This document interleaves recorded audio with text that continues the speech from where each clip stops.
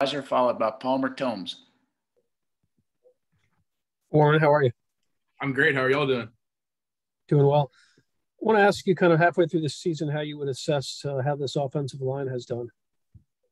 I think that this season there's been some highs and lows.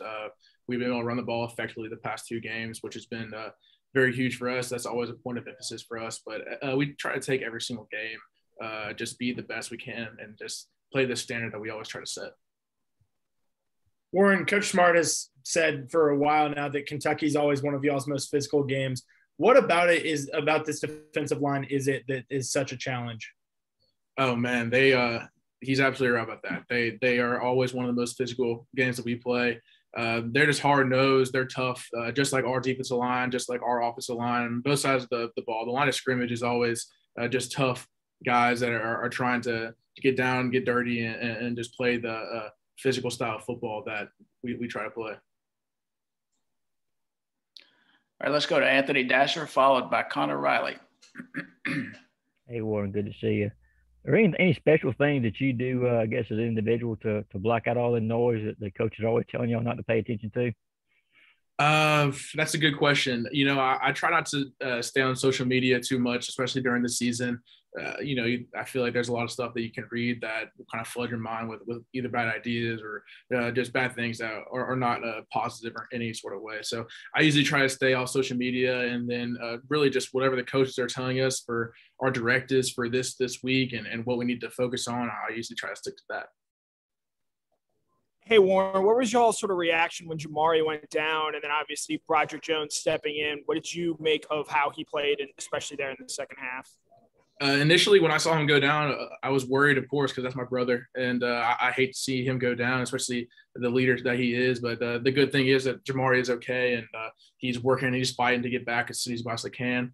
But Broderick, he stepped in against the Auburn, which is a fantastic opponent in their stadium, and he's able to go out and there perform at a high level, which was really encouraging to see. Let's go to Chip Towers, followed by Seth Eberson. Warren, I guess you chalk it up to you never know how things are going to work out. It's really amazing when I think about your story. You're expecting to be the starting center. The hand thing happens, go to the first game. The Tate Ratledge things happen. Here we are 7 games in, and you're about to start your 7th game at right guard. Just tell me about how that sudden transition has gone to this point, and then how much of a advocate and partner have you become with Cedric, who's moved into that spot since then and apparently done pretty well at it. Yeah, that initial when my hand injury happened, that was a whirlwind. You know, I initially when it happened, we got the x-rays, found out I needed to have surgery. I thought I was gonna be out for an extended amount of time. And I thought, man, like my season might be over. I don't know what's going on. So mentally it was very tough for me, but I had my brothers on the team, family members and loved ones just encouraging me and telling me to keep fighting. And then with our with our medical staff here, they do such a fantastic job. So they're able to get me back. But, you know, I was going into Clemson really not expecting to play very much because I had just gotten cleared that week. So it was, for me, it was kind of like, okay, like how is it going to work out? I kind of need to feel this out. But then seeing Tate go down, knowing that it was time for me to step up, and then seeing my hand hold up, it was the craziest whirlwind I could think of. And going into my 7th game, I think that just trying to get more comfortable every single day, and then just really trying to perfect my technique, things that I can do just with my footsteps and hand placement and pad level, things that I can do just to constantly improve is what I'm all about. And then Cedric, the great thing about, you know, me, not the great thing that I went down, but the great thing about me going down was that Cedric was able to come in and get better tremendously. And that was really encouraging to see because he's been able to step up. So I'm really proud of him for how he's handled the situation as well. And I think that me being in there with Seb, we're able to kind of bounce ideas off each other, you know, where a certain mic point should be or protection should be at. So having us in there, you know, I can check him if I think he might not be making the right call, and he can do the same thing for me if he doesn't agree with me. So I think it's a good combo. Thank you. Warren, I'm asking this kind of facetiously. How did your all's lives change after ascending to number one?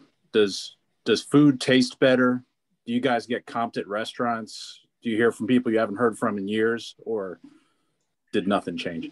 I think for me personally, nothing really changed. I mean, obviously, seeing that number one is great, and it's something that we all strive to be. But then again, this is the seventh game of the season. It's not the national championship. We're not the end of the season yet. So what we got to do is we got to keep taking every single day, every single week, and just continue on progression. You know, we have to take time and keep getting better. That's the most important part. So I don't think anything in specific for me has changed, except the fact that I just want to continue to work hard and continue to focus on Kentucky. Let's go to Jake Rowe, followed by Tyler Griffith.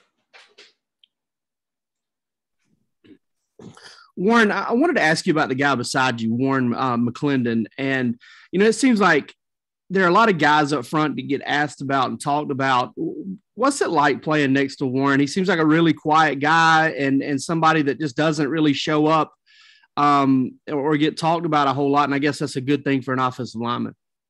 He definitely has the offensive lineman mindset where, you know, when he's not on the field, he's just cool, calm, collected, just very laid back, easygoing, fun to be around.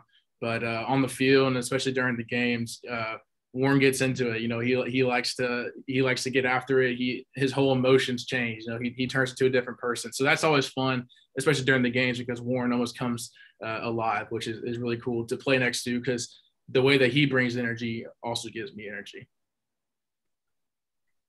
Hey, can you talk for a second about who some of the leaders are on the offensive side of the ball? And do you consider yourself a vocal leader?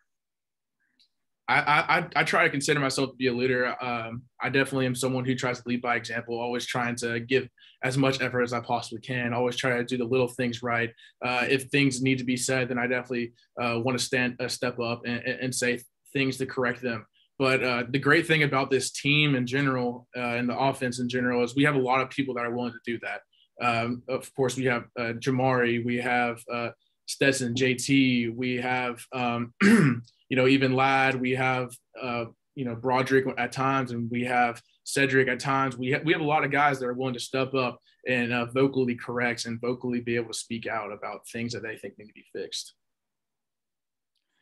Got time for one more question, and we'll go to Ryan Curley. Hey Warren, when you're guarding guys like Jordan Davis and Jalen Carter, Devontae White in practice, does that, you know, playing guys of that caliber, does that give you confidence to go in against other teams? You know, what do you kind of think about that? Absolutely. Every single day, you know, I consider them one of the best in the SEC in the nation. So the fact that I get to go against some of the best defensive line that I could possibly go against is amazing, and it gives me confidence. But you know, the great thing about Kentucky is they also have a great defensive line. So it's just another challenge for me this weekend with the defensive line of Kentucky, and having Jordan and JD and Devontae to get me ready for that. It's been really great. All right, Warren, thanks for your time. I appreciate it.